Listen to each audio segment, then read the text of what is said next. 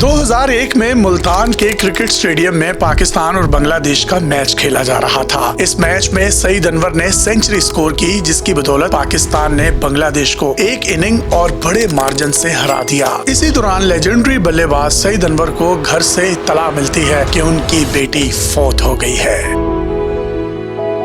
सईद अनवर की बेटी का नाम बिस्मा था। उसकी उम्र 3.5 साल थी। उसकी वफात ने सईद अनवर को वक्त से पहले बूढ़ा कर दिया। उनके बालों में सफेदी आ गई और यूं सईद अनवर की जिंदगी 180 डिग्री के एंगल पर मुकम्मल तौर पर तब्दील हो गई। सईद अनवर को जब बेटी की वफात की इत्तला मिली तो उस वक्त मुल्तान क्रिकेट स्टेडियम में मैच के जीतने का जश्न मना रहे थे। उनको नहीं पता था कि अगले ही कुछ लम्हों में उनका ये जश्न गम में बदलने वाला है और वो उनकी जिंदगी का टर्निंग पॉइंट होगा। टर्निंग पॉइंट भी ऐसा जो उनको दीन और अल्लाह के इंतहाई करीब कर देगा।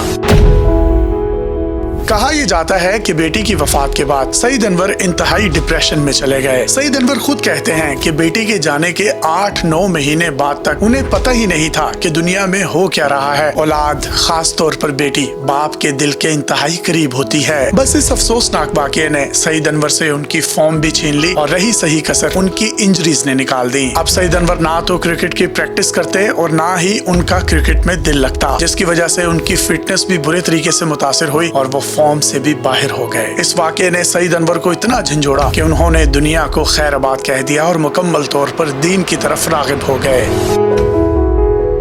उन्होंने 5 वक्त की नमाज पढ़ना शुरू कर दी, तबलीगी जमात के साथ जाना शुरू कर दिया और कुरान पाक की तिलावत को अपना मामूल बना लिया। इस तरह सईद अनवर ने अपना दिली सुकून पाया और वो जिंदगी की तरफ वापस लौटने लगे। कलामे इलाही, नमाज और तबलीग ने उनको बेटी के गम और डिप्रेशन से निकालने में बड़ी मदद की। और फिर 2003 के वर्ल्ड कप में सईद अनवर ने दोबारा से कम बैक किया और ये उनकी जिंदगी का आखिरी वर्ल्ड कप था। 2003 के वर्ल्ड कप में उन्होंने इंडिया के अगेंस्ट एक मरतबा फिर से सेंचुरी जोड़ दी। वो मैच तो पाकिस्तान ना जीत सका, लेकिन सईद अनवर की सेंचुरी को आज भी याद किया जाता है। सईद अनवर ने ये सेंचुरी भी अपनी बेटी बिस्मा के नाम कर दी। सईद अनवर ने ये सेंचुरी जब अपनी बेटी बिस्मा के नाम की तो बताने वाले बताते हैं उनकी आंखों में हल्की सी नमी थी, लेकिन खुशी इस बात की थी कि उन्होंने इंडिया के खिलाफ सेंचुरी बनाई।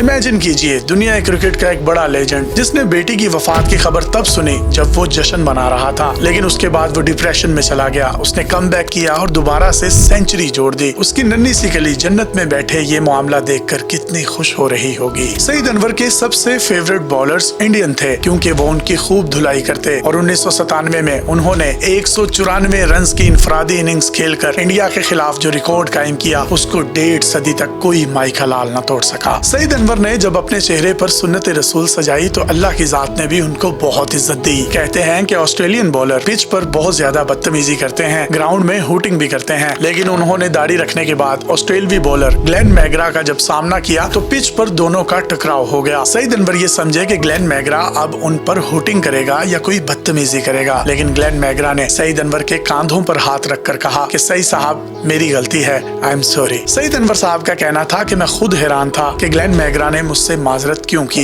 ये सब दीन के करीब होने और सुन्नत रसूल को चेहरे पर सजाने का नतीजा था।